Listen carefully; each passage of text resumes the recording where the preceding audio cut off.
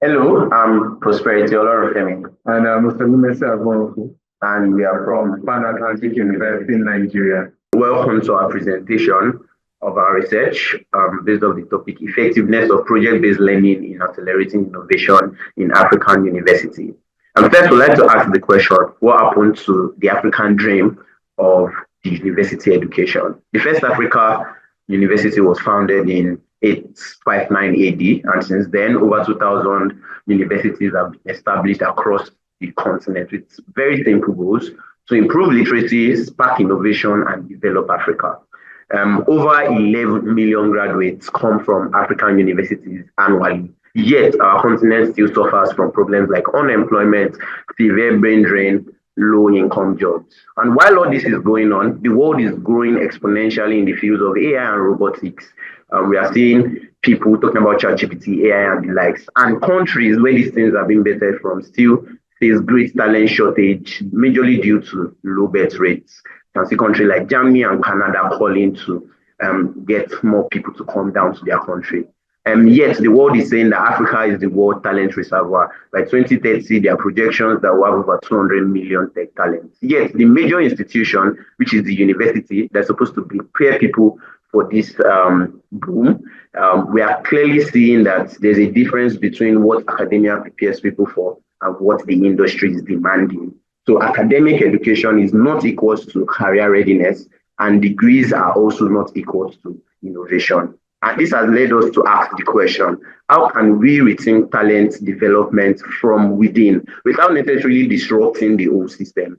And that's the idea behind CodeSpark. Myself being in the industry, in the edtech industry for over the past 5 years, I asked the question in my mind, how can we build a system where we can shift student mindsets from being mere academics to people who are problem solvers, the kind that industry demands. And we launched CodeSpark, three of us undergraduate students, as a grassroots experiment. Number one, to understand what are those very key factors that shift student mindsets from being mere academics into people who are really willing to solve problems and become innovators. We also wanted to test how students can balance schoolwork and industry relevant skill building, how they can do both together, not choosing one or the other. And we also wanted to answer the question and discover how we could students can build viable and innovative real-world tech solution under limited time frame and even with limited resources, which is the case often in African universities. And last, we wanted to test how effective project-based learning can be compared to traditional learning methods in developing problem-solving skills and competencies amidst students in African universities. So I'll hand over to my colleague, Oselumese, who would continue to explain more about CodeSpark. Thank you, everyone. So I'm Mr. Lumese, and I'll take you through the CodeSpark model, the research methodology, and our implications, the results and implications. So the CodeSpark model, we designed a 7-week intensive training program with 4 phases. The first phase was a 2-week training program ranging from subjects like coding, entrepreneurship, and pitching to really prepare students to enter into the competition. The next phase was a formation of about 14 teams. So we had teams from year 1, year 2, year 3, year 4. The competition was an inter-year competition, so they formed teams within their years. Then they started working on their projects for about 2 weeks. So after that phase, we had the first round where about 13 teams were able to bring their final solutions. Then we eliminated 5 of those. So 8 teams proceeded into phase 3. Phase 3 was the mentorship phase when we had industry experts who came and provided support to the students for about 3 weeks. Then after those projects were refined, we had the final day of the competition where they pitched the solutions and 3 of them emerged. So what was the output of the competition? After the competition, we had about 13 fully functional prototypes emerge from the competition. And how did we do our analysis for the competition? We used observation, surveys, interviews, and participation tracking. Now we'll take you through the research questions. We had 2 research questions. The first one was to understand what were the key factors that actually drive the growth of effective entrepreneurial education in African universities. Then the second one was to ascertain the effectiveness of our program in actually accelerating innovation in the African continent. Now I'll take you through the methodology. We had a sample size of 31 people with a population of 60. We adopted a mixed methods approach due to our 2 research questions. That's quantitative and qualitative. For the quantitative approach, we had pre- and post-program surveys. We also utilized the Likert scale and we tracked attendance. For the qualitative methods. We had one-on-one interviews and we had feedback sessions with the participants. Now, what were the focus areas of this entire study, the methodology? We focused on whether the program was able to boost people's confidence in problem solving, improve their understanding of tech concepts and entrepreneurial concepts, was able to shift their mindset from mere classroom learners to actual real problem solvers, and whether their team dynamics actually contributed and boosted to their learning, and what implications the program had on their career outlook and their personal growth.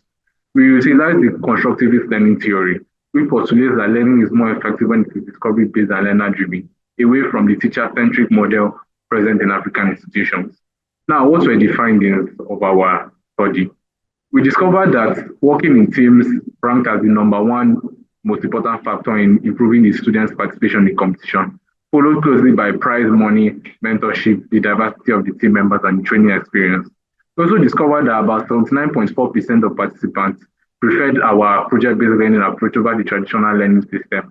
We also show a massive shift in the confidence in problem solving from 2.84 out of 5 pre-program to 3.94 post-program. Now, we'll share the implications of these findings with you. Now, it shows that the number one thing it shows us that short-term, high-intensity learning drives real outcomes.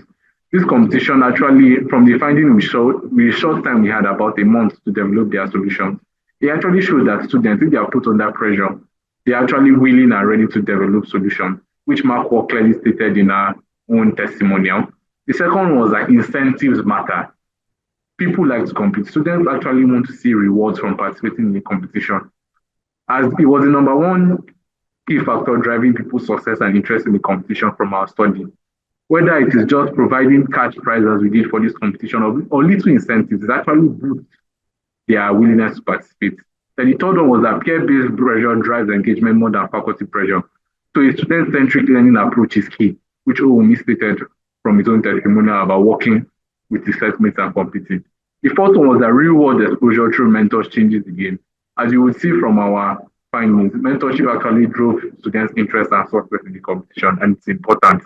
And in summary, is that education is more effective when it is practical, under constraint, and peer-driven, which the other 4 points below have clearly stated. Now I'll be handing over to Prosperity to take us through the further implications of this study. Okay, so simply put, what does this imply?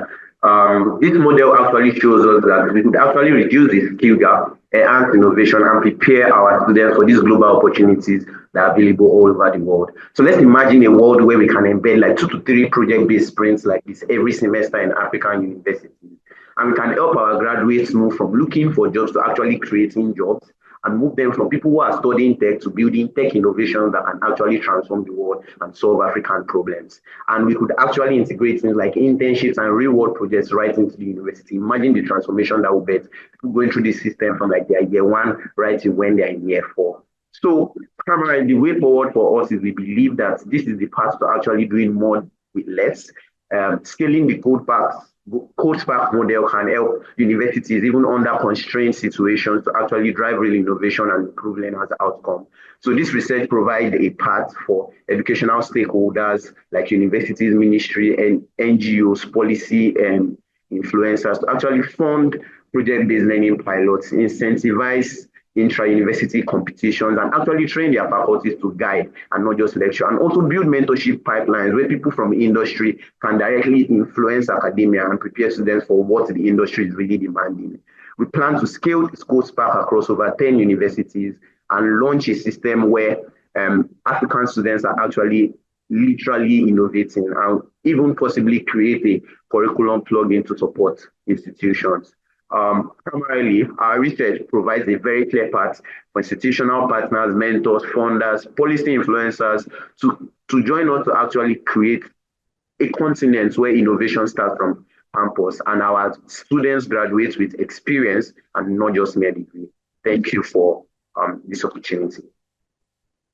Thank you from everyone from me and Prosperity. We say thanks and we hope you guys are having a good time. Yeah, cheers.